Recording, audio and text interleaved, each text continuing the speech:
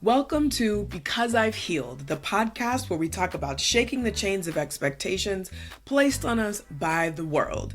My name is Asha Wilkerson, and I'm a former high-achieving attorney and college professor turned healing-focused life coach for Black women. Each week, I'm bringing you a life lesson that started with healing. Not only will I explain the chains I was able to break, but also the success I experienced after. Let's get to healing.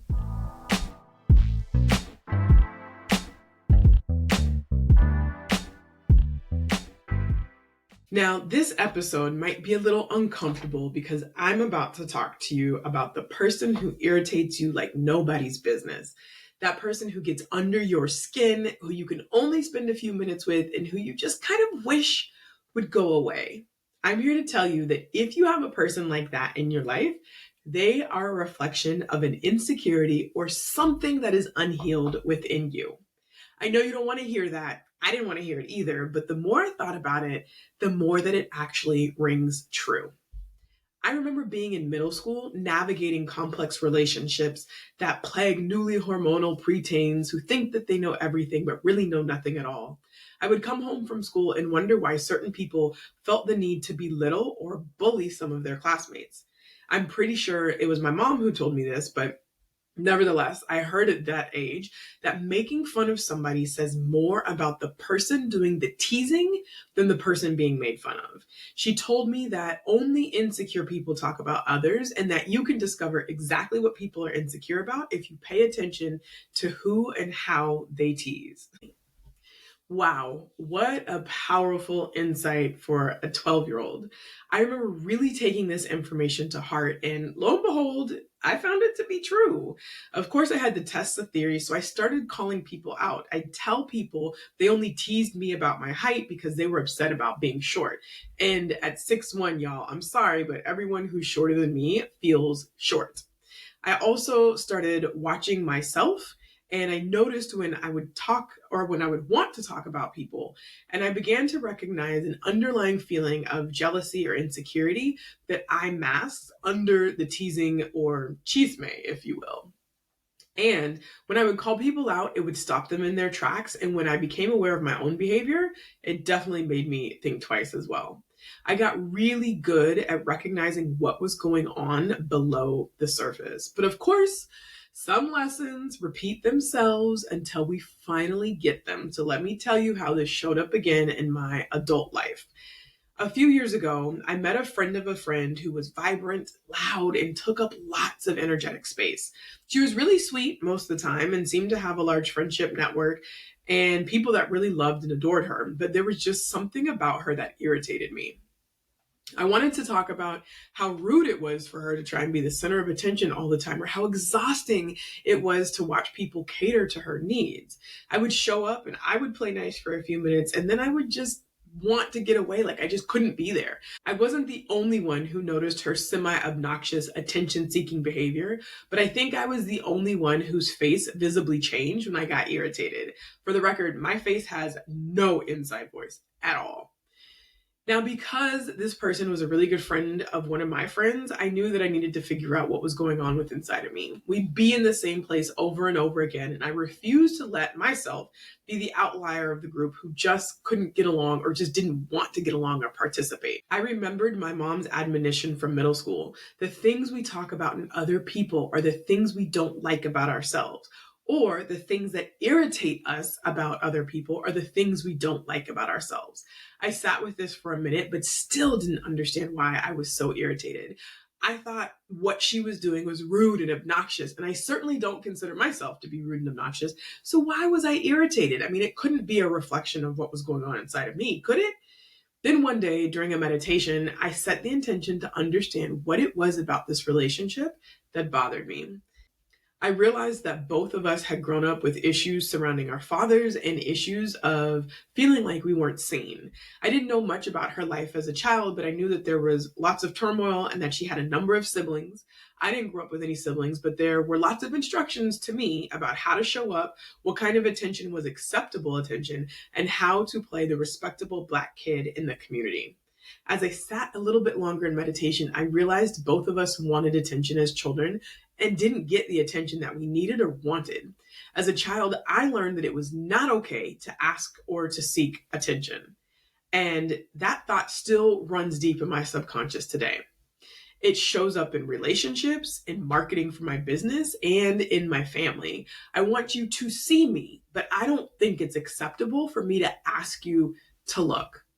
I'm not sure what she was told about getting attention as a child, but I'm sure she didn't get it, and her way of coping with it was to ask for more attention, even into adulthood. The irritation was that I learned not to ask for attention because asking was bad, needy, or just uncouth. And I still believed that to be true. And she learned that the only way for her to get the attention she wanted was to ask everybody for it all the time. I'm probably being a little bit dramatic, but that's seriously how it felt to me. My subconscious belief was that she was wrong for asking for attention because we weren't and aren't supposed to do that.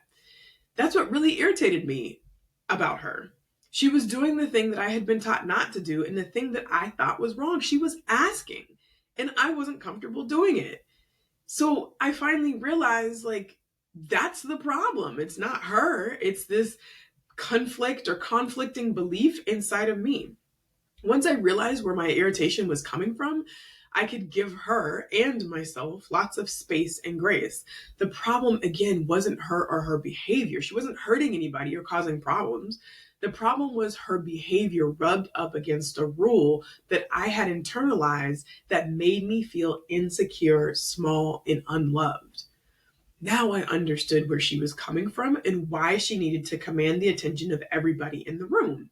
And I gave myself lots of love and compassion for being irritated by her attention needs, because the reality was I was just too afraid to ask for my own needs to be met.